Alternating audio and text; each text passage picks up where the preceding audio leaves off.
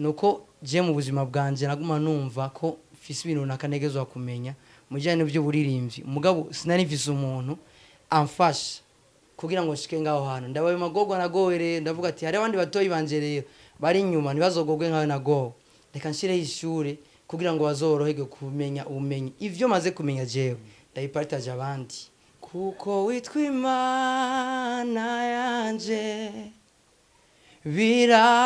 biramagije nushimwe uri Imana wuzuye ubuntu n'urukundo uruwera Oh, haleluya. twaje kuguha icubahiro.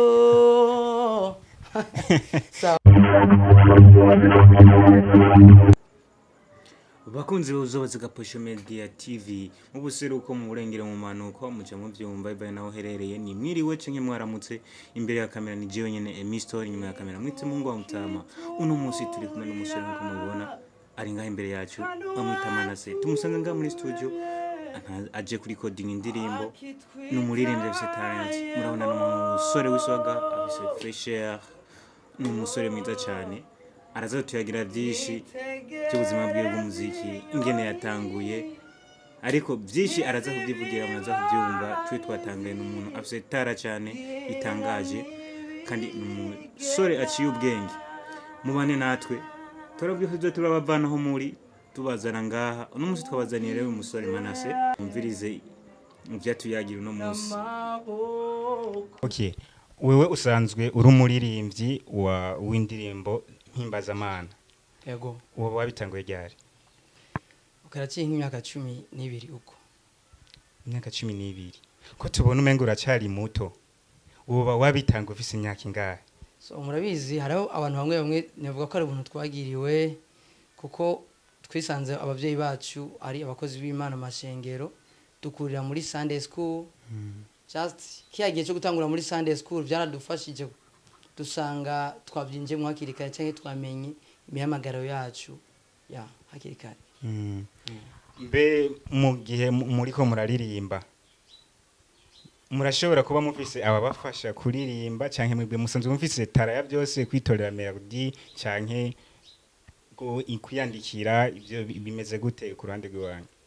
So murakoze ico kiragusumba jije uvuze ngo murafise ababafasha.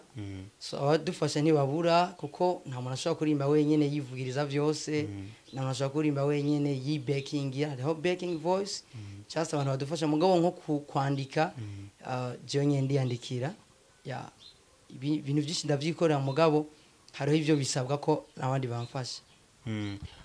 Hama turashobora kuba tubona muri ngaha muri studio mwavuze yuko mwaje kurikodinga indirimbo.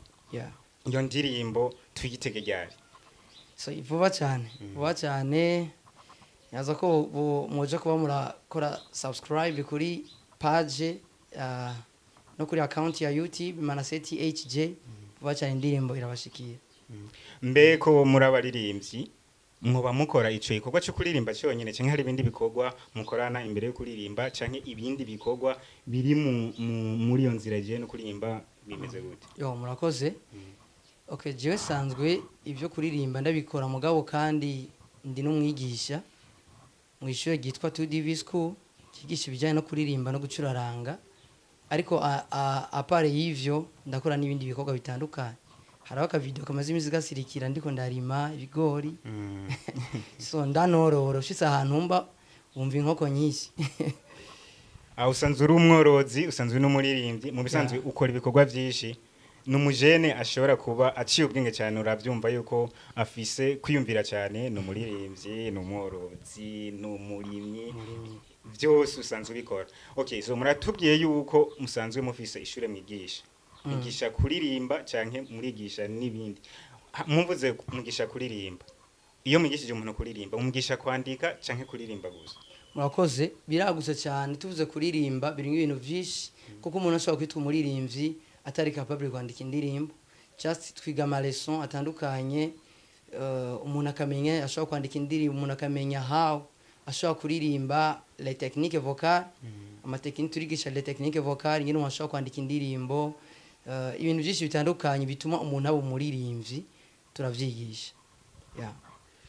ku ico ciyumviro cyo kwiyumvira yuko wo kwigisha abandi bantu kuririmba cyakujemo gute? Murakoze cyane cyiyumviro cyo kugene no shira ishure ryo tangura kwigisha ibijyanye no kuririmba nuko je mu buzima bwanje naguma numva ko fisi ibintu nakanegezwa kumenya mu bijyanye n'ibyo buririmbyi mugabo sinari mfise umuntu amfasha kugira ngo shike ngaho hantu ndabaye magogwa nagowe ndavuga ati hari abandi batoyi banje rero bari inyuma ntibazogogwe nkawe nagowe reka nshire ishure kugira ngo bazorohege kumenya ubumenyi ivyo maze kumenya jewe ndayipartage abandi ntibazunguruke just barondera aho bo kwiga ngo bahabure hasanzwe no ngaho mu Burundi atana amashure yigisha ibijyanye n'ibyo kurimba ahari rero nibaza ko ishure ryo kuririmba kwa ryaraje ryabaye nk'inyishu ku banyempano kuko ari umuntu ashobora kuba ari umunyempano mugabo ntaronke ahantu avyagurira canke yigira ibijyanye n'ibyo kuririmba kugira ngo ingabire yiwe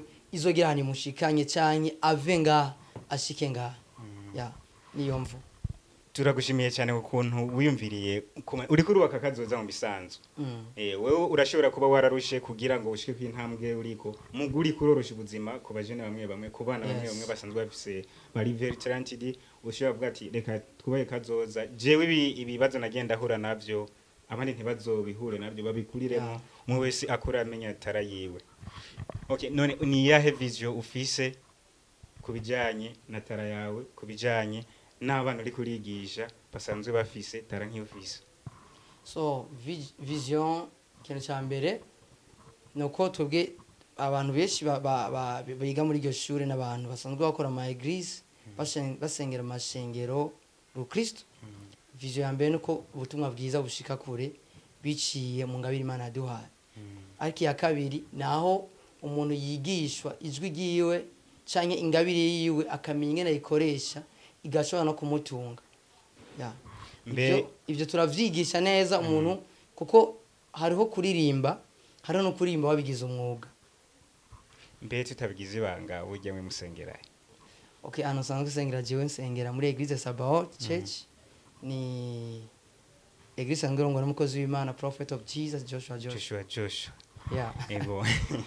Ndabashimiye cyane mu gihe muri ko murafasha abo bana mwigisha bo muri Eglise gusa canke n'abandi bo mu yandi ma Eglise barashobora kuza mukabigishiriza hamwe n'abandi? Murakoze, ishure ryakira abantu bose umuntu wese atwituye turamwakira. Jewe numva ari ibintu bigeshe cyane. Murakoze. Imana irashobora kuzobahezagira ibi vyumviro mufise ni vyiza muri ku murimo w'Imana ariko ndafisa kandi kabazo. Nakimwe baza. Muba mumaze gusohora indirimbo zinga? So ndafise indirimbo zishika indirimbo zise ni nyinshi. Mugize maze gushira ku mugaragaro novuga ko ari nka zibiri gusa. Mugabo indirimbo ni nyinshi. Urabona ko n'ubu nsanze muri studio. Yego cyane. Bibashe mushobora kuducishiriza ko gatoya. Kumva nakajwi kawe ingene uririmba neza. Je namaze kuvyumva mugabande abadukurikirana ashobora kuvuga ati none ko bavuze ko ari umuririmbyi ko ataducishije ko turyohere gato yatumbiriza. Yeah. Kuko witwa Imana yanje biramagije nushimwe uri Imana wuzuye ubuntu n'urukundo uruwera. Oh, haleluya. Twaje kuguhicubahiro. Sawa. Najewe nciye numva nujujwe kwi Tuzokwakira muri Tudimis School. Yego nzoza. Bisaba yuko nza dimanche canke bisaba ko banza kuza gutegura nka hano musi samedi nkashobora kuza mu gutegura canke mwakira dimanche. Okay, murakoze. Hariho n'imiho bashobora kurondera ko bakeneye kuyandikisha mu ishuri ni 66 610 574. Bakunzi ba uzobaza Pacho Media mwumvise nimero mushobora kubaronderako. Je ndashobora twihuriye twibonaniye je tuzogenda tujanye namwe muze murondeye tuze duhurireyo tuje twivomera ivyiza vy'Imana. Wow. ni muri Sabot Church Yeah. kwa Joshua musanzwe mumuzi ni umukozi w'Imana ameze neza abikora neza afasha abantu nawe uyu ari muba twokwita tumwite umuhungu wiwe so nizera ko n'ivyo mfise mu bijanye n'ingabire buririmbyi harimwo impanuro yiwe nyinshi harimwo amasengesho yiwe menshi nizera ko ubwo ndi inyishu y'amasengesho yiwe. Amen. None izo ndirimbo zose watubwiye ko ufise zibiri zoba zifise ama video yazo? Okay, acara ama lyrics asanzwe acara ama lyrics asanzwe ariko turafise inyuma ibikorwa tuko turategura ama video tuko turakora vuba cyane nizera ko abanyemano canke abakunda umuziki mimbazamana bagiye gushikirwa n'utumwa bwiza Imana yaducishijemo. Oye tuhora twumva abantu benshi baririmba canke bakora ibindi bikorwa ntibashobora kubura intambamyi bahura nazo mu bikorwa babarimo. Mwebwe nize ntambamyi mushobora kuba muhura muri uyu mugabane wo kuririmba? Murakoze, intambamyi ni nyinshi. Harizo nahuye nazo wumva nanje nase ko abandi bazohura nazo mu gushinga ishure yigisha kuririmba no gucuraranga ariko kandi n'ubu turacahura n'intambamyi. So ikintu c'ama finance hari gihe umuririmbyi asanga rimwe na rimwe kimuremereye kuko uriko urabiraba kugira umuntu akore video nziza kugira umuntu akore record imeze neza so biyasaba uburyo butari buke. Rero nibaza ko namba ari ibibazo umuririmbyi ashobora guhura navyo wari we wese ni ikintu kijanye n'ama finance. Nizera ko abakora dukurikirana bakora twumva mukomeze kudusengera Imana yagure Imana ihezagire namwebwe Imana ibatumye mu gihe cyo mushigikije kugira ngo utumwa bwiza bushike kure.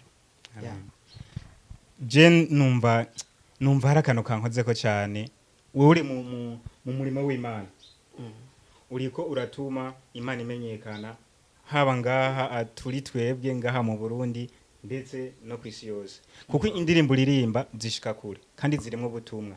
Mwumvise jewe ariko araririmba mwavyumvise ukuntu naciye nari ntanguye kuvuga mu ndimi nagama ntangure kuvugisha nubwo ntaye ndabizi mpana ndavyumva umugabo hari akantu umutima urambira ati dimashi uzogende gusenga karibu cyane. Je rero ndiko ndabwira abadukurikirana mubwe mudukurikirana kuri TV yacu mwumvise intambamye bahura nazo mwumvise bazafise aracafise ikibazo ca financement abantu mudukurikirana mwashobora kumushigikira namwe mu gihe umuntu afise kimwe ashobora kuba ariko aramenyesha Imana mu bantu wewe udashoboye kubikora ashobora kubifasha wundi ariko arabikora akagenda nawe ukaba uriko yamenyesha muri ubwo buryo.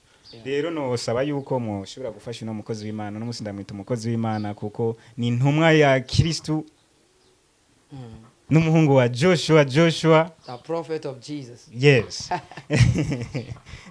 Je rero nibaze nikiye kintu ushobora kubwira abakunzi babuzobaza Kaposho Media TV abakunzi bose basanzwe bazoraba iki kiganiro?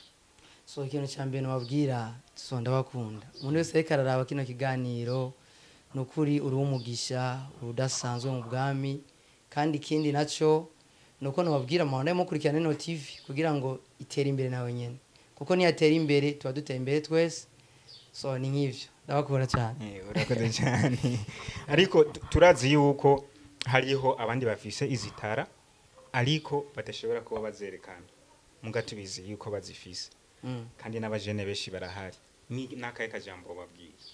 So akajambo novuga nuko umaze kwimenya no kucumenya nico gukora ubundi umuntu yavuze ngo inyoni guruka yisunze igiti.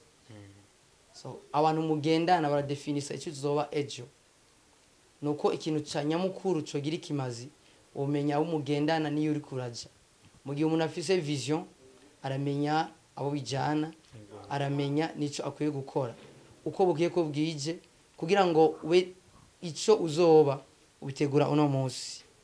Abantu bashobora kuba batogutahura peut-être aho usenga cyane abavyeyi bawe ariko umaze kwimenya no guhanura kubandanya ico wahisemo cyane ico wahishuriwe ko utegezwa kuba kugira ngo ube inyishu yico wavukiye kubaho ngakuri inosi kuko mu gihe wo inzamba yovuga cyane sindabizi ukava mu buzima udakoze icyo wakoze sinibaza cyari ikintu nama niyumvira igihe cyose kuko ijambo ry'Imana rivuga ngo hari abantu bahawe itarano so bamaze guhabwa itarano bamwe bagenda barazimbi uwundi abandi baragenda barazidandaza cyase zirahunda zirunguka ya zirunguka shebuja amaze kuza yababwiye ijambo rikomeye ngo wewe wungutse zitanu genda uganze ibisagara bitanu wewe wungutse zibiri genda uganze ibisagara bibiri wewe wayimbiye sohoka so mu gihe ushobora kuva muri no buzima rero utarakora ico wavukiye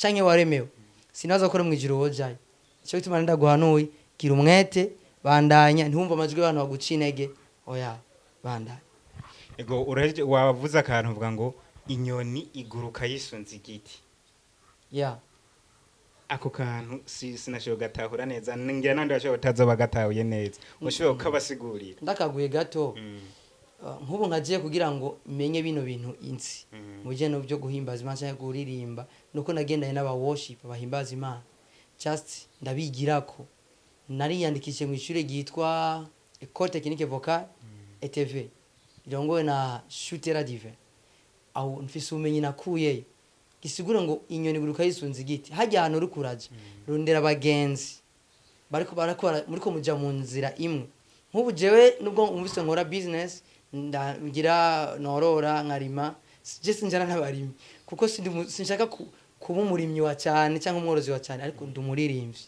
so muri genda umuririmbyi rero ngena n'abaririmbyi ivyo nkora byose canke abagenzi banje n'abaririmbyi Yego cyane wowe twumvise ushobora kuba wakuze uri umwana w'umukozi w'Imana wakuze usenga wakuriye muri mpwema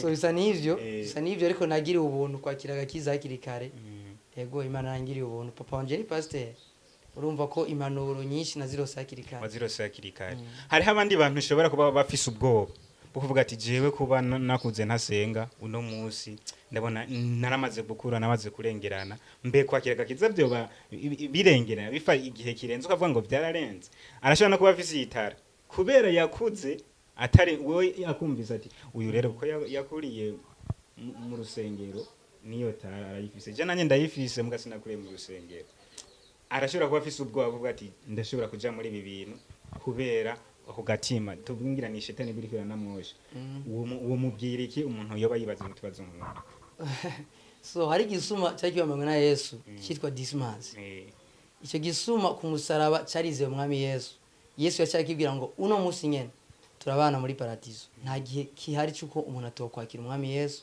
cyangwa atokwihana nico kimwe n'ibijyanye no kuririmba nta gihe na kimwe utovyinjiramo ushobora kubimenya ufise imyaka 30 ufise imyaka 40 ufise imyaka 35 urashobora kuvyiga urashobora kwakira umwami Yesu nubwo ufise 50 kandi akakwakira murakoze ndibuka umenga hariho ibintu bijanye n'ivy'amahiganwa muri eglise bihora biba kandi umenga n'abaririmba indirimbo mpimbazamana umenga bahora bahiganwa wewe yo muhiganywe uramaze guhiganwa iyo nimba umaze guhiganwa uhora uwa mbere cyangwa uhora uwa kangahe murakoze cyunyibutsa je ama competition maze kujamwo ashika kuri 4 competition zibiri nagiye mbo wa mbere ariko iyindi competition imwe yabere muri ville nabaye yari yorganizwe n'ujya Wemanera nabaye wa 4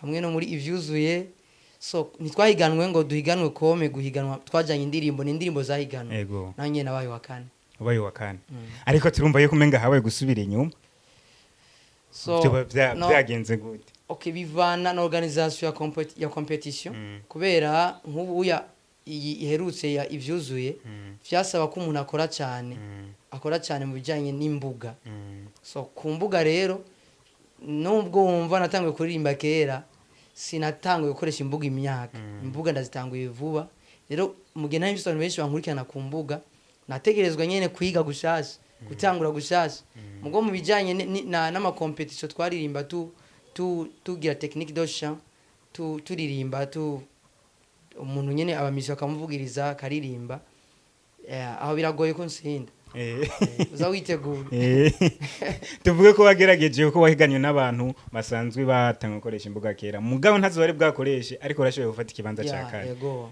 tubigereranije ushobora kuba wari mu kibanza cya mbere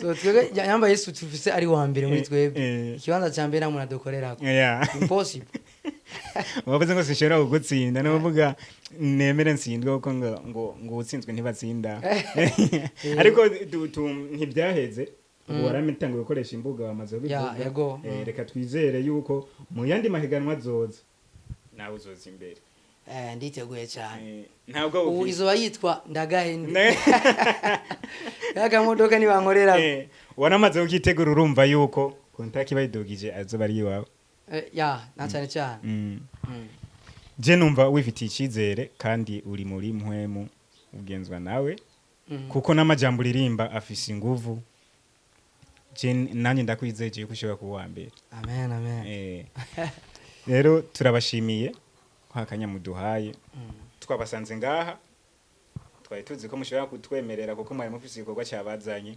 mugabo mwemeye muraduha akanya turakorana ikiganiro akajambo kamwe wotekerera abakunzi bawe akajambo kamwe wotekerera abakunzi ba uzobaza ka Posho Media TV utujambo twishi nikiri ku mutima umva woserura amace duhita turangira hari ibintu bitatu bikomeye ku munyempano y'abajewe canke wari we wese ubona hagufi yawe ndiko mvuga just kono ko dukurikirana ushaka ufise umunyempano ubona mwishengere wanyu ushaka kubona umunyempano muri quartier ubamo hari ibintu bitatu bikomeye n'amasengesho ni kimwe cya finance na nakivuze cya gatatu ni ikihe kivuge nawe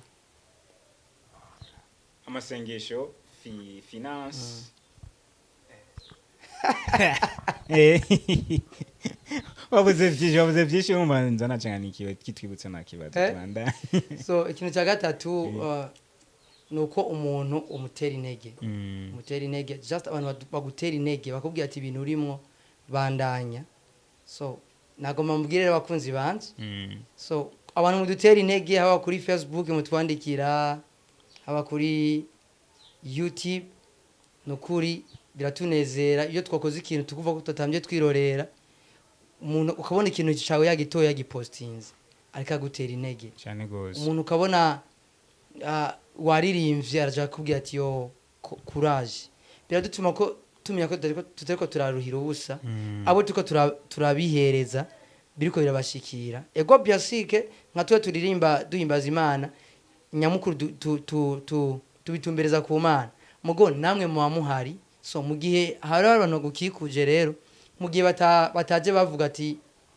ibintu uriko urakora uriko bikora neza canke iti courage cyaye kosora nga cyane turakunda n'abantu badukosora bakubwira ati kakanu wagize siko kakanu wagakosora nkuko vyogenda neza so ikindi naco namasengesho umuntu kugusengera ni ikintu gikomeye agafata umwanya akavuga ati naka ndakeneye kubona iterambere giyo ni ikintu gikomeye bisumba no kuguha amafaranga hama n'abandi bana yahezagije amafaranga ukavuga ati manasare muri studio uyasaraye ahuze n'aka energy abakuzana basi nubwo atona amazi yukuzaye akazana amazi akavuga ati cyarazogana muri studio reka namurikana amazi just ivyo navyo biratuma twubakwa bigatuma dukomera bigatuma bidutera intege tukumva ko ibyo turabandanya tubisobanura dushigikiye ivyo nivyo novuga murakoze Manase je numva ndyohewe cyane hamano cyane ntumirira abantu badukurikirana abagukurikirana nyene yuko bo kwigorera nawe akagushigikira kukuri ku murimo w'Imana uriko urafasha kumenyesha Imana mu bantu kwisi yose niza hembo gukoresha umuntu ashaka kuja gukora ibikorwa vyawe yo tembera akoze ndakoresha Instagram ndakoresha TikTok YouTube Facebook hose ni Manase THJ Manase THJ tugushimiye cyane Manase murakoze nibaze n'ikindi gihe tugusabye akanya tugira n'ikiganiro uzoduhebera akanya ukuntu umunsi wakaduhebera ukuri n'amahoro menshi umuririmbyi abagenzi biwe burya ni mwebwe umuririmbyi atari kumwe n'abamenyesha makuru atari arakoresha n'abantu bakoresha imbuga nyaza ko bigoye cyane ko ibikorwa bye bishika kure cyane gose natwe turabemereye yuko tuzokamenya inyuma yanyu tubafasha kugira je na Jakara iki n'umunsi ndagasizeko wow urakoze